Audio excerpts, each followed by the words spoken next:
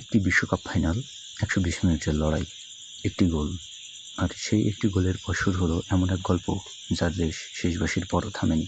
মাঠে আর্জেন্টিনার স্বপ্ন ভেঙেছে, স্পেন দ্বিতীয়বারের মতো বিশ্বকাপ জিতেছে।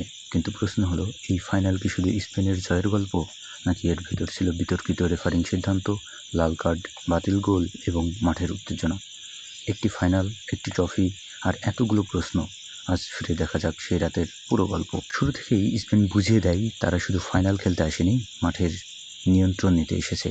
বল ঘুরছে স্পেনের পায়ে, ছোট ছোট পাস, মাঝমাঠে নিয়ন্ত্রণ, উইং দিয়ে আক্রমণ, আর সামনে লামিন ইয়ামাল সহ স্পেনের আক্রমণ ভাগ। আর্জেন্টিনার পরিকল্পনাও পরিষ্কার ছিল, রক্ষণ জমাট রাখতে হবে, স্পেনকে সামনে আসতে দিতে হবে, তারপর সুযোগ পেলেই কাউন্টার অ্যাটাক। কিন্তু সমস্যা হলো, আর্জেন্টিনা স্পেনের আক্রমণ ভাগ ঠেকাতে পারলেও নিজেদের আক্রমণ তৈরি করতে পারছিল না। নিয়মিত 90 মিনিটে আর্জেন্টিনা একটি শটও নিতে পারেনি। অন্যদিকে স্পেনের একের পর এক আক্রমণ সামলাতে হচ্ছিল এমিলিয়ানো মার্টিনেজকে। স্কোর 0-0, কিন্তু ম্যাচের নিয়ন্ত্রণ স্পেনের হাতে। এর মধ্যেই আসে এনজো ফার্নান্দেজের ঘটনা। আগেই একটি হলুদ কার্ড পাওয়া এনজো এবার পাউ কুবারসির উপর চ্যালেঞ্জ করেন। রেফারির বাঁশি, দ্বিতীয় হলুদ কার্ড, তারপর লাল কার্ড। আর্জেন্টিনা 10 জনের দলে পরিণত হয়। এটি ছিল ম্যাচের অন্যতম বড় টার্নিং পয়েন্ট। আর্জেন্টিনার খেলোয়াড়দের প্রশ্ন উঠতে পারে, ভিএআর কেন হস্তক্ষেপ করল না? কিন্তু এখানে নিয়মটি গুরুত্বপূর্ণ। দ্বিতীয় হলুদ কার্ডের ঘটনায় ভারের হস্তক্ষেপের সুযোগ নেই, অর্থাৎ সিদ্ধান্তটি মাঠের রেফারির হাতেই ছিল। এরপর আসে ফাইনালের সবচেয়ে নাটকীয় মুহূর্তগুলোর একটি। অতিরিক্ত সময়, স্পেনের আক্রমণে নিকো উইলিয়ামস বল জালে পাঠালেন। স্পেনের খেলোয়াড়রা উদযাপন শুরু করলেন, মনে হলো বিশ্বকাপ জিতে গেল স্পেন। কিন্তু না, রেফারি তার আগেই বাঁশি বাজিয়েছেন। ফাউল, গোল বাতিল। এবার প্রশ্ন, ফাউলটি কি সত্যিই ছিল? আর এখানেই তৈরি হয় বিতর্ক। তবে একটি বিষয় পরিষ্কার, রেফারি যদি গোলের আগে বাঁশি বাজিয়ে খেলা থামিয়ে দেন, পরে ভার গিয়ে সেই গোল ফিরিয়ে দিতে পারে না। অর্থাৎ গোল হলো, উদযাপন হলো, কিন্তু স্কোরবোর্ড বদলালো না। কিন্তু স্পেন থামেনি। 106 মিনিট নিকো উইলিয়ামস বল নামিয়ে দিলেন। পেড্রো পোরোর ক্রস বল থেকে এসে পৌঁছালো উইলিয়ামসের কাছে। তারপর বল গেল ফেরান তোরেসের সামনে। একটি টাচ, একটি শট, গোল। এবার আর কোনো বাঁশি নেই, কোনো বিতর্ক নেই। Spain 1, Argentina 0। ফেরান তোরেসের এই গোলই শেষ পর্যন্ত স্পেনকে দ্বিতীয়বারের মতো বিশ্ব চ্যাম্পিয়ন করে। একটি মুহূর্তে, একটি ফিনিশিং, একটি বিশ্বকাপ। গোল হজম করার পর আর্জেন্টিনার সামনে একটাই পথ খোলা, সমতা ফেরানো।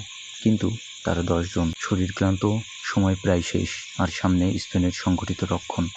আর্জেন্টিনা চেষ্টা করেছে, কিন্তু গোল করার মতো পরিষ্কার সুযোগ তারা তৈরি করতে পারেনি। শেষ বাঁশি, স্পেন 1, আর্জেন্টিনা 0। স্পেনের খেলোয়াড়দের উল্লাস, আর্জেন্টিনার হতাশা। স্পেন দ্বিতীয়বারের মতো বিশ্ব চ্যাম্পিয়ন, কিন্তু ফাইনালের গল্প এখানেই শেষ হয়নি। বিশ্বকাপের ট্রফি জিতে স্পেন যখন উদযাপন করছে, তখন মাঠের অন্য প্রান্তে শুরু হয় নতুন উত্তেজনা। দুই দলের কয়েকজন খেলোয়াড় ও কর্মকর্তার মধ্যে ঘটে সংঘর্ষের ঘটনা। প্যারেডেস, মোলিনা, থিয়াগো আলমাদা, রবার্তো আয়লা আর স্পেনের গাভি। ঘটনাটি এতটাই গুরুতর ছিল যে ফিফা আলাদা করে শৃঙ্খলা ভঙ্গের তদন্ত শুরু করে। 29 জুলাই ফিফা জানায়, ফাইনালের ঘটনাকে কেন্দ্র করে প্যারেডেস, মোলিনা ও আয়লার বিরুদ্ধে আক্রমণের অভিযোগে ও আলমাদা ও গাভির বিরুদ্ধে অসদাচরণের অভিযোগে প্রক্রিয়া শুরু করা হয়েছে। ফাইনালের স্কোর শেষ, কিন্তু ফিফার তদন্ত তখনও চলছে। তারপর আসে সবচেয়ে বড় আপডেট, ফিফার ডিসিপ্লিনারি কমিটি ফাইনালের ঘটনাগুলো নিয়ে শাস্তি ঘোষণা করে। সবচেয়ে বড় শাস্তি, লিওনার্দো প্যারেডেস 10 ম্যাচ নিষেধাজ্ঞা, জরিমানা $90,000। নাহুয়েল মোলিনা 7 ম্যাচ নিষেধাজ্ঞা, জরিমানা $90,000। রবার্তো আয়ালা 3 ম্যাচ নিষেধাজ্ঞা, জরিমানা $30,000। থিয়াগো আলমাদা 1 ম্যাচ নিষেধাজ্ঞা, জরিমানা $30,000। আর স্পেনের গাভি 1 ম্যাচ নিষেধাজ্ঞা, জরিমানা $30,000। এই নিষেধাজ্ঞাগুলো সংশ্লিষ্ট জাতীয় দলের পরবর্তী ম্যাচগুলো থেকে কার্যকর হবে। ফিফা জানিয়েছে, সিদ্ধান্তের বিরুদ্ধে আপিলের সুযোগও রয়েছে। তবে ফিফার শাস্তি শুধু ফাইনালের মাঠের সংঘর্ষেই থামেনি। আর্জেন্টিনার ফুটবল অ্যাসোসিয়েশনকে মোট $3,21,000 জরিমানা করা হয়েছে। ফিফা বলছে, এই জরিমানার সঙ্গে বৈষম্যমূলক স্লোগান ও অঙ্গভঙ্গি, দলীয় অসদাচরণ, নিরাপত্তা ও ম্যাচ শৃঙ্খলা সংক্রান্ত একাধিক লঙ্ঘন। আরও গুরুত্বপূর্ণ, আর্জেন্টিনার পরবর্তী 2 হোম ম্যাচে 50% দর্শক সীমা আরোপ করা হয়েছে। তবে এর একটি ম্যাচ এবং $1,00,000 জরিমানা অংশ স্থগিত রাখা হয়েছে পরীক্ষামূলক সময়ের শর্তে। ফিফা আরও নির্দেশ দিয়েছে, ওই $1,00,000 বৈষম্যবিরোধী কর্মসূচিতে বিনিয়োগ করতে হবে। অর্থাৎ নিউ ইয়র্কের ফাইনাল শেষ হওয়ার পরও তার প্রভাব আর্জেন্টিনার ভবিষ্যৎ ম্যাচে পৌঁছে গেছে। তাহলে প্রশ্ন, আর্জেন্টিনা কেন হারল?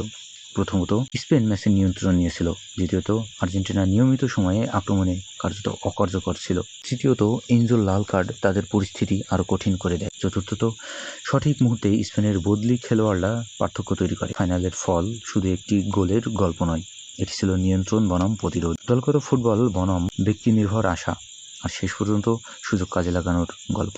একটি বিশ্বকাপ ফাইনাল সাধারণত শেষ হয় ট্রফি হাতে ওঠার সঙ্গে, কিন্তু এই ফাইনাল ট্রফি উঠেছে স্পেনের হাতে, আর প্রশ্নগুলো রয়ে গেছে সবার মনে। স্পেন বিশ্ব চ্যাম্পিয়ন, আর্জেন্টিনা পরাজিত।